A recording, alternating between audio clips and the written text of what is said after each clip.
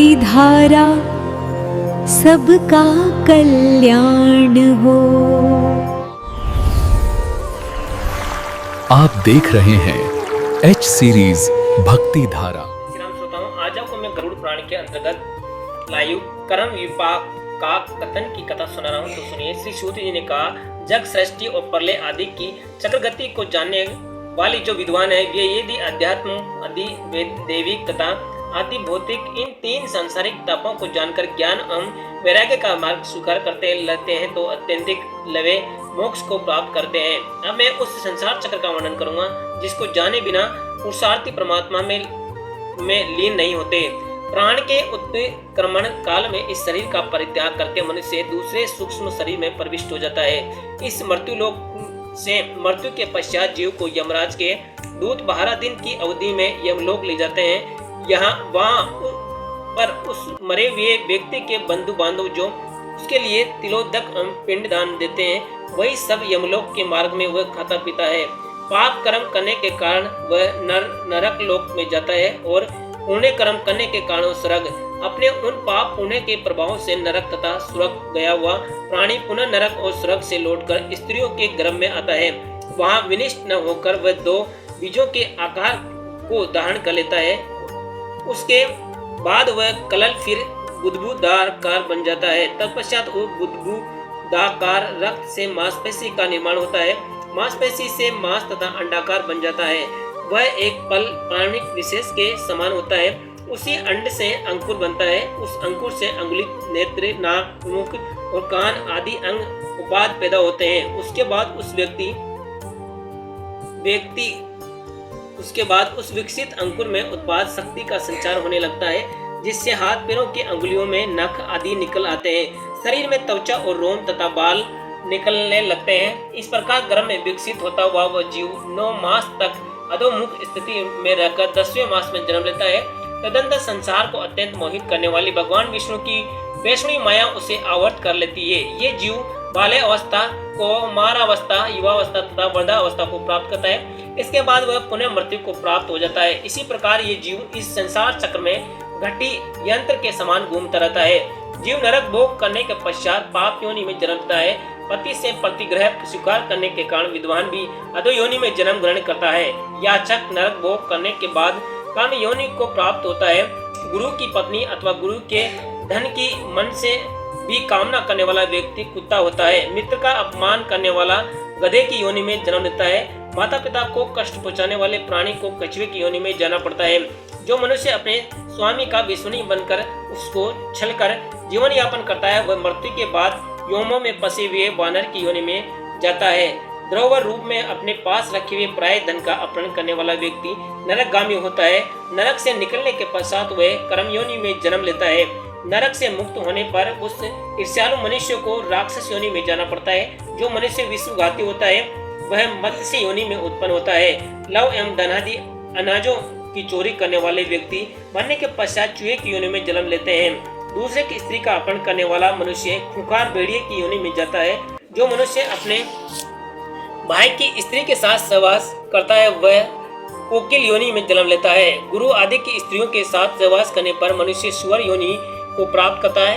यज्ञ, दान तथा विवाह आदि में विघ्न डालने वाले मनुष्यों को कर्मी योनि की प्राप्त होती है। देवता, पितृ और ब्राह्मणों को बिना भोजन आदि की दिए बिना मनुष्य अन्न ग्रहण कर लेता है, वह नरक को जाता है।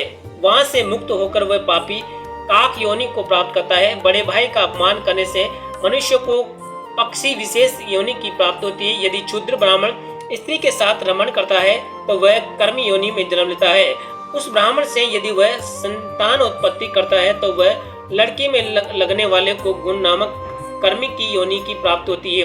कृतज्ञ व्यक्ति कर्मी कीट, पतंग तथा बिच्छू की योनि में भ्रमण करता है। जो मनुष्य सहस्त्रहीन पुरुष को मारता है वह दूसरे जन्म में गधा होता है। स्त्री और बच्चे का वध करने वाले को कर्मी योनि प्राप्त होती है। भोजन की चोरी करने वाला मक्खी की योनि में जाता है। अन्न की चोरी करने वाला बिल्ली की योनि में तथा तिल की चोरी करने वाला चूहे की योनि में जन्म लेता है। घी की चोरी करने वाला मनुष्य नेवला तथा मदगुरु मत्स्य विशेष के मांस की चोरी करने वाला काक योनि में जाता है। मधु की चोरी करने पर मनुष्य दशंक योनि तथा अपूप पुआ की चोरी करने पर चींटी की योनि में जाता है।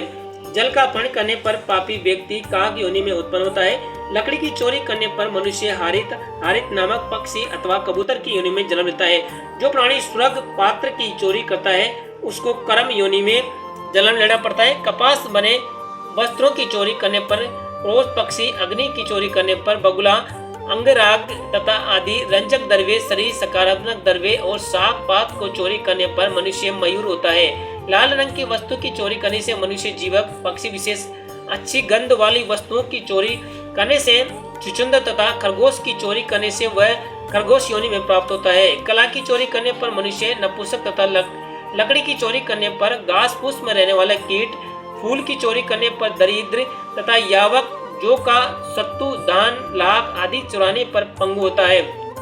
साग पात की चोरी करने पर हरित एवं जल की चोरी करने पर जातक पक्षी होता है। जो मनुष्य किसी के घर का अपहरण करता है वह मृत्यु के पश्चात महाभयानक रोर आदि नरकलोक में जाकर कष्ट भोगता है।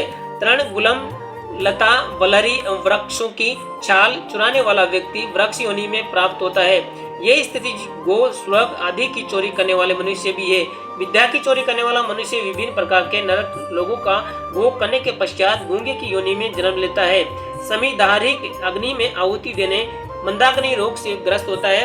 दूसरे की निंदा करना, कृतज्ञ रहना, दूसरे की मर्यादा को नष्ट करना, निष्ठुरता, अत्यंत घृणित व्यवहार में अभिरुचि, पर स्त्री के साथ सहवास करना, पराये धन का अपहरण करना, अपवित्र रहना, देवों की निंदा तथा मर्यादा के बंधन को तोड़कर अशिष्ट व्यवहार करना, कर्पणता करना तथा मनुष्यों को हनन करना, नरक भोग करके जन्म लिए हुए मनुष्यों के ये लक्षण हैं। ऐसा सभी को जान लेना चाहिए।